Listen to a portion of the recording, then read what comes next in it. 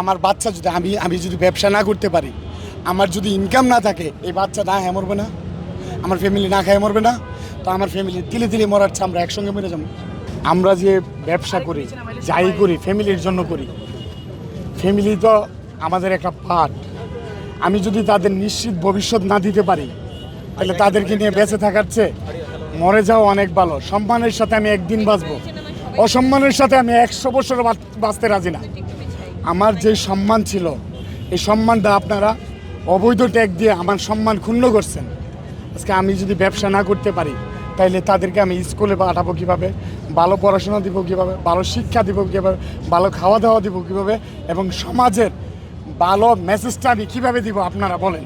আপনাদেরকে প্রশ্ন, বাচ্চাকে কেন নিয়ে আসছেন এখানে? ভাই আমার রুজি রুটির বিষয়, সেটা আপনি মাঠে থাকবেন, ছোট ছোট বাচ্চারা ভাই। কি করবে? টানা তৃতীয়বার অর্জন করেছে দেশের সেরা সুপার ব্র্যান্ড স্বীকৃতি বসুন্ধরা টিস্যু। আমার বাচ্চা যদি আমি যদি ব্যবসা না করতে পারি, আমার যদি ইনকাম না থাকে, এই বাচ্চা না খেয়ে মরবে না, আমার ফ্যামিলি না খেয়ে মরবে না। তো আমার ফ্যামিলি তিলে তিলে মরাচ্ছে, আমরা একসঙ্গে মরে যাবো, একসঙ্গে মরে যাবো। আমার আরেক ব্যবসায়িক ভাই জেলে থাকবো, আমি বাইরে থাকবো, এমন তো হয় না। আপনি নিবেন, সবাইকে নিয়ে নেন। এই বাচ্চারা তো শিশু। কিছু বোঝে না। ভাই বুঝে না। তাহলে তাদেরকে তারপর কেন- আমি কই ফিউচার চার যদি আমি না দিতে পারি, সেটা তো একটা ইস্যু, দিতে না পারে আপনি তাকে এখানে নিয়ে আসছেন কেন? পুলিশ সে কি মার্কেটের নিজেকে সেভ ভিতরে করতে ঢুকছে। পারবে?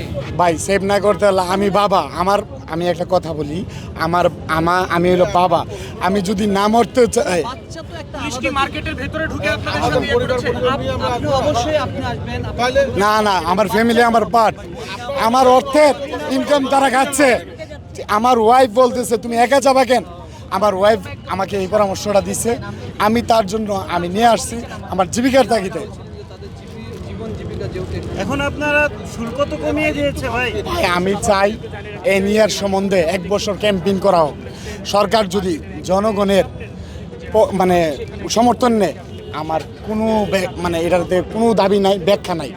যদি এ নিয়ার সম্বন্ধে ক্যাম্পেইন করার পরে জনগণ বুঝে, জনগণ বুঝার পরে তারপরে আপনি যদি এনইআর প্রত্যাহার করে তাহলে প্রত্যাহার করবেন, এনইআর চালু করলে চালু করবেন, কিন্তু 1 বছর ক্যাম্পেইন করেন। এনইআর হইলো ব্যবসায়িক বান্ধব না। 1 নম্বর কথা হলো ট্যাক্স কোনো বিষয় না, ট্যাক্স কোনো বিষয় না। এনইআর হইলো আপনি একটা ফোন চালাবেন, ফোনটা যদি কোনো কারণে বিক্রি করতে যান, তাহলে এটারে ডিরেজিস্টার করতে হয়। আবার ডিরেজিস্টার করে বিক্রি করতে গেলে এটা ট্যাক্স আবার দিতে হয়। 1 মুরগি কয়বার জবাই করবেন?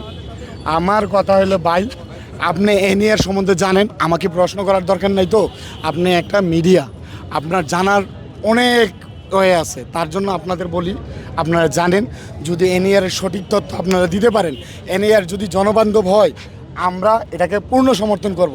যদি জনবান্ধব না হয়, তাহলে এটা সবাই প্রত্যাহার করবে, কিন্তু এর জন্য 1 বছর ক্যাম্পেইন করেন, আমার একটাই দাবি।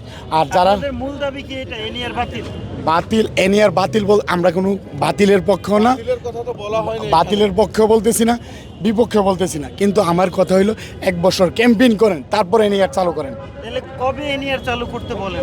আপনি 1 বছর, এখন তো 1 বছরের সময় নেন, 6 মাস সময় নেন, 1 বছরের ক্যাম্পেইন করে জনসমর্থন নিয়ে করেন না রে ভাই। একটা প্রশ্ন বারবার কেন করবেন? অলরেডি বাংলাদেশে সরকার যে মানে আমার কই টাকা তো আমার পকেটে যাবে না, যাবে ভোক্তার পকেট থেকে। আমারে যদি 57% ট্যাক্স দেয়, তাহলে ভোক্তার পকেটে টাকা যাবে, আমার সমস্যা কই? কিন্তু এনইআর সম্বন্ধে আপনি ধারণা নেন। আমার প্রশ্ন একটাই।